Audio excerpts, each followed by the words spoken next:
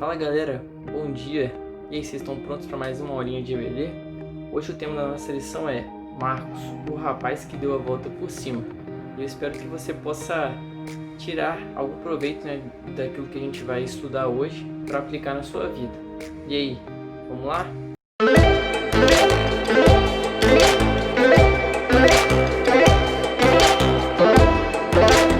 E aí, para você que quer acompanhar a nossa lição, o nosso texto básico, ele está lá em Atos 15, de 36 a 41. E o que a gente sabe sobre a vida de João Marcos? A gente sabe que João Marcos ele é parente de Barnabé, ele era filho de Maria. É importante saber isso porque na casa de Barnabé era onde a igreja primitiva ela se reunia para orar, aí em Jerusalém. Uma curiosidadezinha que a revista traz, que eu vou falar aqui para vocês, é que talvez a mãe de João Marcos, Maria, ela tivesse uma situaçãozinha financeira razoável, porque lá em Atos 12 fala que ela tinha uma empregada, chamada Rode. João era o nome hebraico dele e Marcos era o nome romano. E aí, provavelmente ele ficou conhecido como Marcos logo após a sua conversão ao cristianismo.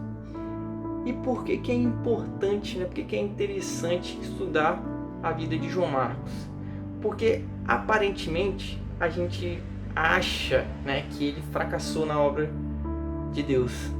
Só que com a graça de Deus a gente vê que ele conseguiu superar essas falhas, Ou seja, talvez não, a gente vai ver aqui que uma pessoa que falha uma vez, ela não precisa necessariamente ser um fracasso permanente. Lá em Marcos 14, de 50 a 52, a gente vê a história, um relato sobre um jovem nu. Vou ler aqui rapidinho.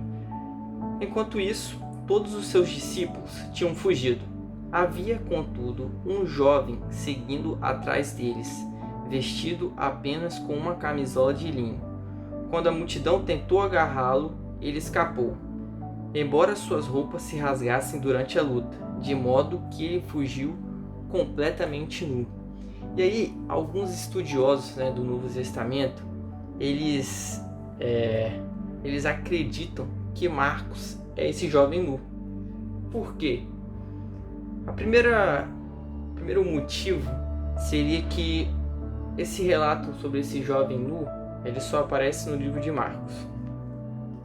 E o segundo motivo seria que quando Jesus estava no Getsemane, orando e tal, Marcos ele estava dormindo. E aí quando essas coisas começaram a acontecer e Marcos soube disso, ele rapidamente acordou com a roupa que ele estava mesmo e saiu para ver Jesus.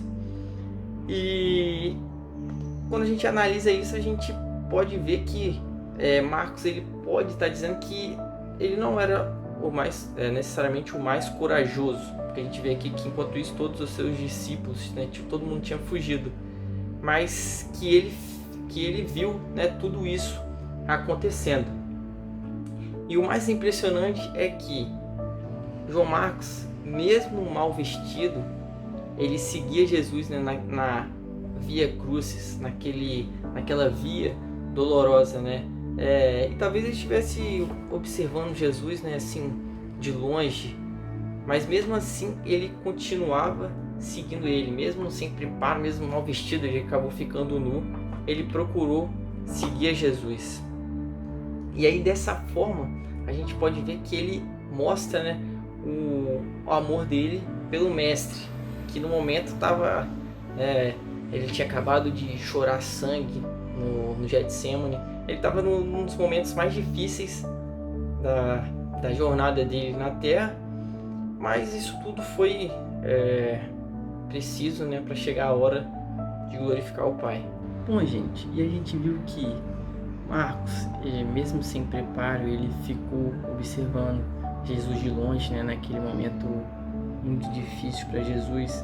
A gente viu que a casa de João Marcos e de Maria era um lar abençoado para a igreja primitiva, Era um local que remetia à unidade. Só que a gente vai ver que em Atos 13:13 João Marcos ele fracassa, né, no chamado missionário dele.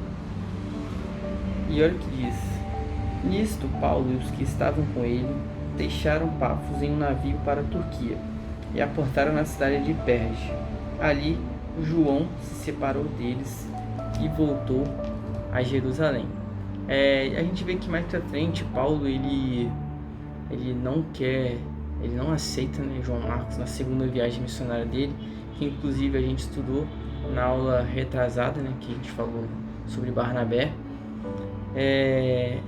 E João Marcos ele participa da segunda viagem missionária com Barnabé, porque Barnabé e Paulo eles tiveram uma desavença, porque Barnabé queria que João Marcos fosse com ele, só que Paulo fala: o cara abandonou a gente na nossa primeira viagem missionária, eu não aceito ele. E Barnabé foi com o João Marcos até Chipre. Só que a gente não sabe exatamente por qual motivo João Marcos ele abandonou, né, essa viagem missionária. A gente pode, né, supor, a gente pode fazer algumas hipóteses, que talvez fosse falta de experiência com Deus ou de conversão, podia ser a falta de convicção, né, do chamado de João Marcos, pode ter sido também saudade, né, da casa dele, ou pode ter sido também um medo, né, das dificuldades pelo qual ele encontraria durante o caminho, né, naquela viagem missionária. Só que o que aconteceu com João Marcos, né, para que ele fosse abandonar, é um fenômeno que pode se repetir, né, nos dias de hoje em nossas igrejas, né? Pessoas querendo servir o mestre, só que servir de longe, sem determinação e sem convicção verdadeira. É aquele famoso ir empurrando, né, com a barriga, não, eu vou fazer ali, mas sem aquela convicção, né, sem a determinação. E mesmo João Marcos e até nós, né, qualquer um de nós, que almejar um ministério, a gente, antes de tudo, a gente precisa ser, né, um crente firme, ter estrutura, né, física, psicológica, espiritual, para que a gente possa, né, pagar o preço do ofício. Mas que ofício, João? Aquele que Jesus fala lá em Marcos 8:34. Depois ele chamou os seus discípulos e o povo para virem ouvir. Se qualquer um de vocês quiser ser meu seguidor, disse-lhes ele, deve pôr de lado os seus próprios prazeres, tomar sobre os ombros a sua cruz e seguir-me de perto. E mais à frente, em Atos 15:36-39, a gente vê que João Marcos ele recebeu uma segunda chance. Quando Barnabé e Paulo eles estavam indo realizar a sua segunda viagem missionária, Barnabé ele fala: Paulo, vamos levar João Marcos, né? Eu sei que ele fracassou na primeira viagem, ele abandonou a gente, mas vamos levar ele, porque Barnabé ele via, né, um potencial na vida de João Marcos. Só que Paulo ele já não via essa mesma, ele não tinha essa mesma convicção sobre João Marcos. E aí o que aconteceu? Eles acabaram se separando e Barnabé e João Marcos acabaram indo para Chipre. E depois disso a gente não vê mais nenhum relato negativo sobre a vida de João Marcos. Ou seja, a gente pode ver que Barnabé ele fez um bom trabalho, né, ao discipular o João Marcos. E um ponto, né, de atenção: será que os mais antigos eles têm discipulado os mais novos na fé na nossa igreja? É algo que a gente tem que pensar um pouco. E a gente para pensar, né, que talvez essa recusa de Paulo por João Marcos ela pudesse ter causado um afastamento permanente, né, entre eles dois, mas felizmente isso aí não aconteceu. Alguns textos da Bíblia mostram que durante alguns anos difíceis, né, os últimos anos da vida de Paulo, Marcos, aquele que ele tinha recusado, né, tinha deixado de fora, ele esteve bem presente, né, nesses momentos difíceis. A gente vê isso lá em Colossenses 4, 10 e 11, que fala assim: Aristarco, que está aqui comigo como prisioneiro, envia-lhes saudações, e assim também Marcos, um parente de Barnabé. Como já lhes disse, se Barnabé passar por aí, deem-lhe uma acolhida cordial. Jesus, justo, também manda recomendações. São estes os únicos cristãos judeus que estão trabalhando comigo aqui. E que consolo tem sido eles. Ou seja, Marcos, ele ajudou, né? Ele tinha animado Paulo na prisão. Ele estava trabalhando com ele, estava consolando ele. Lá em Filemão 24, Paulo fala o seguinte: assim também Marcos, Aristarcos, Demas e Lucas, meus cooperadores. Ou seja, Marcos, ele tinha saído, né, daquela lista de recusa para ser um cooperador de Paulo. E lá em 2 Timóteo 4,11 fala o seguinte: apenas Lucas está comigo. Quando vier, traga o Marcos com você, pois necessito dele. Ou seja, Paulo, a gente pode ver aqui, né, Paulo escrevendo para Timóteo, na sua última carta, antes dele morrer, pediu para trazer Marcos, né, porque ele necessitava dele. Ou seja, Marcos, aquele que Paulo tinha achado inútil na sua segunda viagem missionária, aquele que falou: poxa, esse cara abandonou a gente, não vou precisar dele, ele é inútil. Ele passou a ser totalmente útil para Paulo. E a gente pode ver que Marcos, ele fez muito bom uso, né, da segunda chance que ele teve. Logo depois ele ter abandonado, né, dele ter deixado Barnabé e Paulo na mão, ele soube que ele vacilou, né, e ele procurou aproveitar muito bem a segunda chance dele e acabou sendo citado 3 vezes aqui por Paulo. Deixou de ser um inútil para ser uma pessoa, né, uma bênção na obra do Senhor. Bom, e olha só, João Marcos, ele acabou contribuindo muito para o crescimento da igreja primitiva. Embora ele não tenha se destacado na liderança como Paulo, como Pedro e como Tiago, só que ele impactou muito, né? Ele impacta até hoje o Evangelho de Marcos. E quem diria, né, que aquele rapaz que abandonou Paulo e Barnabé, ele fosse o primeiro a fazer um relato de vida, né, sobre a morte e a ressurreição de Cristo.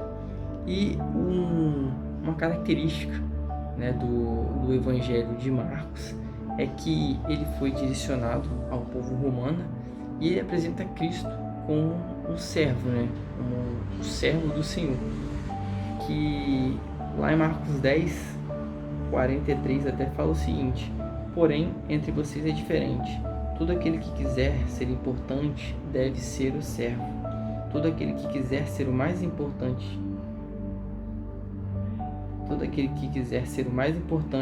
deve ser o escravo de todos. Porque até eu, o Messias, não estou aqui para ser servido, mas para socorrer os outros e para dar a minha vida a fim de salvar outras vidas. E agora a gente caminha para o fim, né? Depois a gente ter estudado, a gente ter analisado os pontos da vida de João Marcos, né, os altos e baixos, chega a hora da reflexão. Como que a gente tem que se comportado, né, a respeito daquelas pessoas que falharam na obra do Senhor? Será que a gente está disposto a dar uma segunda chance a elas? E quando a gente falha, será que a gente está disposto a dar a volta por cima e nos firmar no Senhor?